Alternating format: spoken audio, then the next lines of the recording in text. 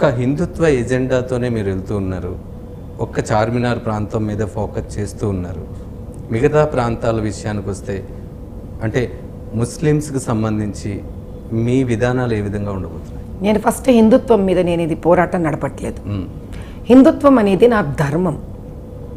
హైందవ ధర్మం అనే ఒక వ్యక్తిత్వంతో వెళుతున్నాను నేను అక్కడికి. రెండో విషయం ఏంటంటే, నేను కేవలం చార్మినార్లో మాత్రమే పనిచేయలేదు. నేను కార్వాల్లో పనిచేశాను, చంద్రాయణగుట్టలో పనిచేశాను, గుషామేర్లో పనిచేశాను, బహదూర్పురాలో పనిచేశాను, యాకత్పురాలో పనిచేశాను, చంద్రాయణగుట్ట మలక్పేటలోనూ పనిచేశాను. నేను 7 నియోజకవర్గాలలోనూ పనిచేశాను.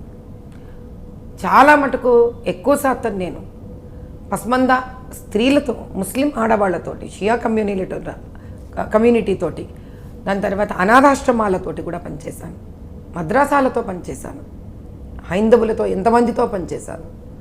దరిదాపులుగా అటుపక్కన కూడా ప్రతిరోజు కళ్ళ నీళ్లు ధారగా కారుస్తున్న స్త్రీలతో పనిచేశాను, చిన్నపిల్లలతో పనిచేశాను. కాబట్టి ఇది ఇంకా హిందూ ముస్లిం విషయానికి సంబంధించింది కాదు. ఒక స్త్రీకి కుల మత భేద రంగులు దిద్దకూడదు. ఎందుకంటే అమ్మ అనే మాటకి కులాలు లేవు, మతాలు లేవు. మాధవీలత గారు, ఒకటి మీరు స్పష్టం చేయండి, హైదరాబాద్ నుంచి పోటీ చేయమని పార్టీ మిమ్మల్ని ఆదేశించిందా, మీరే ఎంపిక చేసుకున్నారు? రెండూ జరగలేదు. ధర్మం ఎంచుకుంది ఇరుపక్కల. అంటే ఇందులో తెలియవలసింది ఒక చాలా ప్రప్రథమమైన విషయం ఉంది. అసదుద్దీన్ అనే ఒక వ్యక్తి తన మతానికి సంబంధించిన స్త్రీల కోసమే నిలబడలేకపోయిన ఒక అద్భుతమైన చరిత్రలో పురుషుడు. ఇక హైందవుల నుంచి వదిలేసేయండి, అసలు అటు పక్కనైతే ఏ రకమైన న్యాయమో మనం మాట్లాడుకోవడానికి కూడా మిగలలేదు.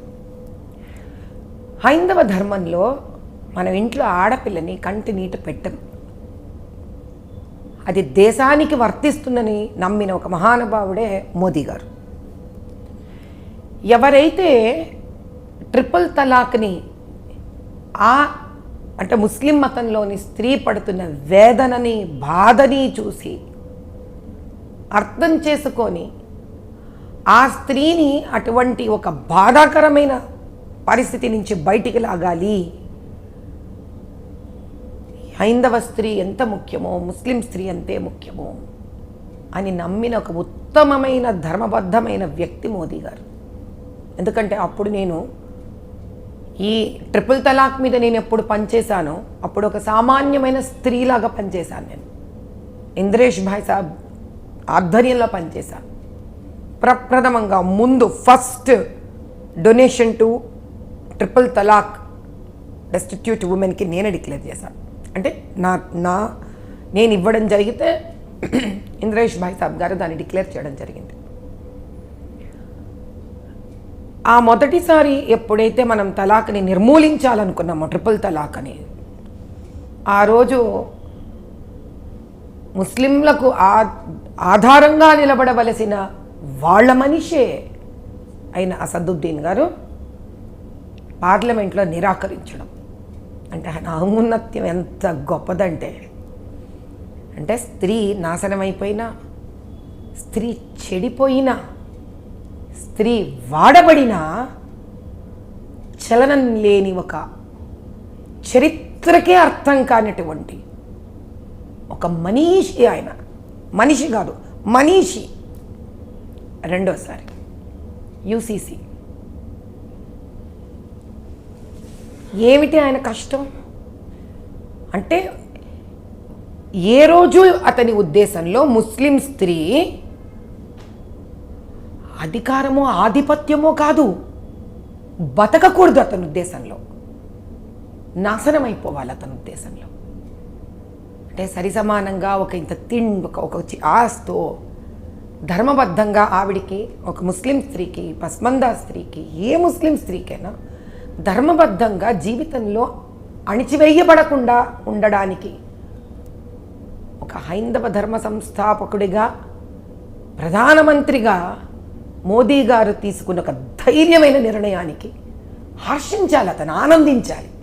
అయ్యో, నేను చేయలేనిది, ఒక ముస్లిం పురుషుడిగా నేను ఆలోచించలేనిది అసలు ఆ వ్యక్తి ఆలోచించగలిగారేని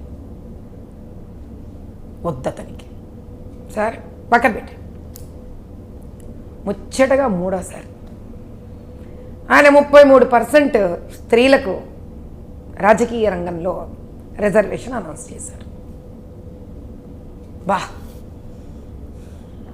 చేతులెట్టి దండం పెట్టకూడనేటువంటి మహా వ్యక్తి అసదుద్దీన్ ఓవైసీ గారు.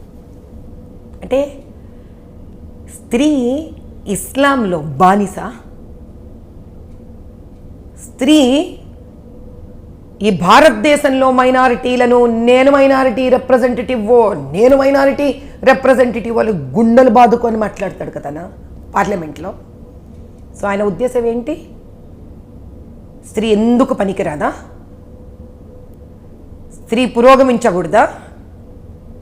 స్త్రీ అదే చెప్పిన తిండి పెట్టని వాడు, సమానంగా ఒక జీవితంలో హక్కులు అధికారాలు ఇవ్వలేని వాడు, ట్రిపుల్ తలాక్ పేరుతో స్త్రీని పదే పదే పదే ఇట్లా విసిరేసి అవహేళన చేసి, మొన్ననే మీకు తెలుసు రీసెంట్గా ఒక అమ్మాయి మిడిల్ ఈస్ట్ నుంచి వాళ్ళ అమ్మగారికి ఒక లెటర్ రాసింది. అమ్మా చాలా ఆనందంగా ఉందే, ఓ ముస్లిం అమ్మాయి 18వ పెళ్లి చేశారు నాకు ఇక్కడ.